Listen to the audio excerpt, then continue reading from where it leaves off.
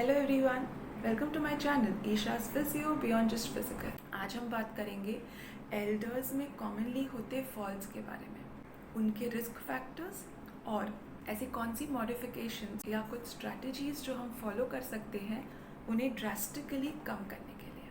Doctors कहते हैं 3-15 seconds में एक एल्डर को इमरजेंसी रूम में एडमिट किया जाता है फॉल्स के बाद होने वाली इंजरीज के कारण। फॉल्स की वजह से इंडिविजुअली उन पे इम्पैक्ट पड़ता है, पर्सनल लेवल पे कॉन्फिडेंस कम हो जाना, फिर से गिरने के चांसेस बढ़ जाना, मेजर इंजरीज होना एंड मोस्ट इम्पॉर्टेंटली एक डर बैठ जाना जिससे उनकी routine day to day activities को भी हैम्पर करता है और सोशल लेवल पे वो हर जाना रिस्ट्रिक्ट कर लेते हैं और उनको जो पसंद है वो सारी चीज़ें भी बहुत कम या बंद कर देते हैं फॉल्स के कारण।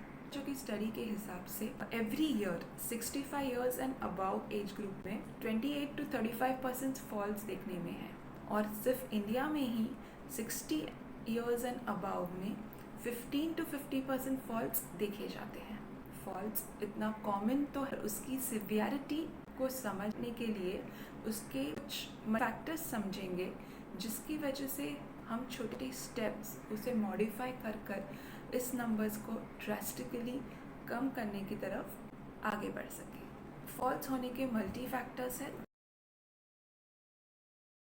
जिसे मैंने ब्रॉडली 2 कैटेगरीज में डिवाइड किया है। एक है individual health related medical conditions और दूसरी होती है एनवायरमेंटल फैक्टर्स ट्रिगर कर हमें गिरने के चांसेस बढ़ जाते हैं। सो हेल्थ रिलेटेड मेडिकल कंडीशंस में स्टडीज़ ये भी कहती है कि 30 इयर्स के बाद एवरी 10 इयर्स में आपके स्नायु यानी कि मसल्स की ताकत और शारीरिक संतुलन 8% से कम होता जाता है, जिसके कारण आपकी स्पीड कम हो जाना, थकावट महसूस करना, स्टेप्स चढ़ने उतरने में या पैर से उठने में भी तकलीफ महसूस करना, ये सब होता है। इसके साथ अगर आपको आर्थराइटिस हो जिसकी वजह से आपकी जॉइंट्स में जकड़न आ जाना, पोस्चर चेंज होना और गिरने के चांसेस बढ़ जाते हैं। ऑस्टियोपोरोसिस के कारण बोन्स इतने वीक हो जाते हैं कि एक स्लाइट जर्क से भी मेजर फ्रैक्चर्स हो जाते हैं। इसके बाद बैलेंस प्रॉब्लम्स भी बहुत कॉमन है। उसमें अगर आपको डायबिटीज़ है तो शक्कर कम होने की वजह से चक्कर आते हैं और लंबे समय में पैरों सुन्न पड़ जाना, नम हो जाना भी कॉमन देखा जाता है। अगर आपको ब्लड प्रेशर है तो उसकी टैबलेट्स के कारण या ब्लड प्रेशर लो होने के कारण भी चक्कर आते हैं और गिरने के चांसेस बढ़ जाते हैं। कोई मेंटल इश्यूज जैसे कि डिमेंशिया और कॉग्निटिव इम्पेयरमेंट्स जिसे हम भूल जाना या फिर याद शक्ति कम हो जाना, जिसकी वजह से भी हमारा संतुलन एक्यूरेट नहीं रह पाता और उसकी वजह से भी गिरने के चांसेस बढ़ जाते हैं। कोई लंबे समय से मेजर इलनेस जैसे कि लकवा यानी कि पैरालिसिस या फिर पार्किंसनिज्म जैसी बीमारी हो तो गिरने के चांसेस डेफिनेटली बहुत ज़्यादा होते हैं।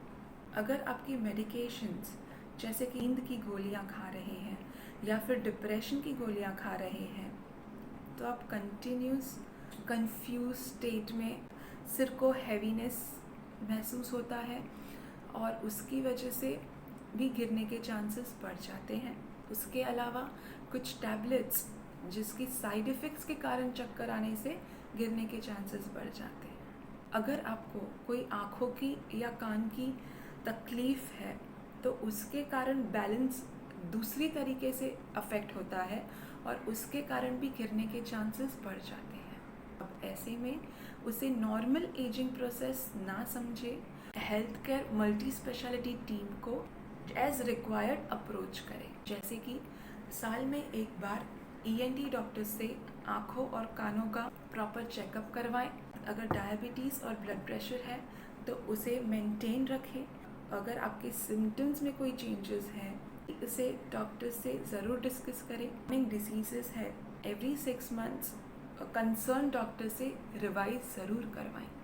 इसके बाद मेडिकेशंस भी सिम्टम्स महसूस हो रही है जो नॉर्मल से अलग है तो उसकी जांच डॉक्टर को ज़रूर दें जिससे वो आपके डोसेजेस कम करने से या फिर चेंजेस लाने से या कंटेंट चेंज करने से आपके साइड इफ़ेक्ट्स में बहुत फ़र्क पड़ सकता है और हम फॉल्स के रिस्क को कम कर सकते हैं। उसके बाद आता है स्ट्रेंथ और बैलेंस के लिए फिजियोथेरेपिस्ट अप्रोच करें। उसकी एक्सरसाइज रेगुलरली करने से हम स्ट्रेंथ और बैलेंस को ना ही सिर्फ मेंटेन कर सकते हैं पर उसे बढ़ा भी सकते हैं।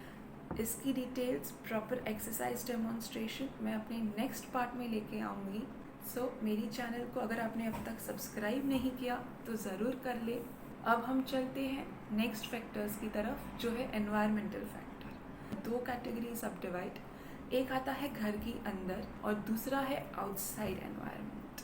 फॉल का डिस्ट्रीब्यूशन स्टडी हुआ था तो बताया गया है कि बाथरूम से स्टेयर्स पे गिरने से व बेड से उतरने में 6% फॉल्स देखे गए हैं और मेजरली इवन सरफेसेस में गिरने से 26% है। तो अब इसमें हम छोटे वेरी कॉमन मॉडिफिकेशंस कर सकते हैं। बाथरूम में डिम लाइट के जगह फुल लाइट्स रखें। वॉशरूम के आजू बाजू शावर एरियाज में भी बाथ टब्स है तो उसके आजू बाजू भी श्योरली ग्रैब होल्डर्स लगाएं, जिससे उठने बैठने में आपको आसानी हो, बैलेंस मेंटेन किया जा सकता है। उसी तरह अगर आपके घर पे स्टेयर्स हैं तो एवरी स्टेप विजन पुअर होने की वजह से मिस होने के चांसेस हैं, इसीलिए उसे ऑल्टरनेट कॉन्ट्रास्ट कलर्स में इंटीरियर करें। वो अगर पॉसिबल नहीं है तो आजकल कलरिंग स्टिकिंग टेप्स अवेलेबल हैं, जिसे स्टेप्स के एज पर ऑल्टरनेटली लगाकर मार्कर्स से उसे प्रोमिनेंट किया जा सकता है। प्रॉपर रेलिंग सपोर्ट भी ज़रूर दें और हाँ, वहाँ पर भी लाइट्स फुल रखें। इंटीरियर्स लोअर सरफेसेस के अवॉइड करें। कारपेट ढीले होने से पैर ट्रिप होकर गिरने के चांसेस बढ़ जाते हैं।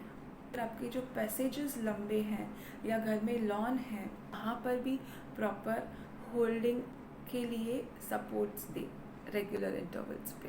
अगर छोटे बच्चे हैं या पेट्स हैं, टॉयज़, खिलौने, वायर्स, पिलोज रास्ते में गिरे हुए नहीं होने चाहिए, जिससे पैरों में आकर ट्रिप होकर गिरने के चांसेस कम कर सकें हम।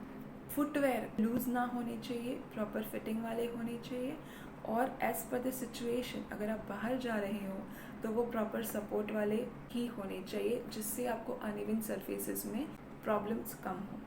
बाहर जाते समय अनइवन स्लीपरी सरफेसेस अवॉइड करें और अगर वहाँ जाना ज़रूरी है तो असिस्टिव डिवाइसेस या सपोर्ट ले लें, गिरने के चांसेस हम कम कर सकें। इसके साथ ओवर एक्सर्शन, जल्दी में काम करना, रश करना, ये भी कम रखना चाहिए। बैलेंस में यूजुअली हम जब 2 पैरों पर खड़े होते हैं तो एक सडन फोर्स जो हमारी स्ट्रेंथ और बैलेंस को चैलेंज करता है और वो फोर्स हमारे खड़े रहने की कैपेसिटी से बहुत ज़्यादा होता है, वही ट्रिगर करता है हमारे गिरने की तरफ। इसे बैलेंस स्ट्रैटेजीज से ट्रेन किया जा सकता है बॉडी को, जिसे मैं मेरे नेक्स्ट वीडियो में लेकर आऊँगी। Hope this video was helpful और अगर आपको अच्छा लगा हो तो आपके फ्रेंड्स और रिलेटिव्स में ज़रूर से शेयर करें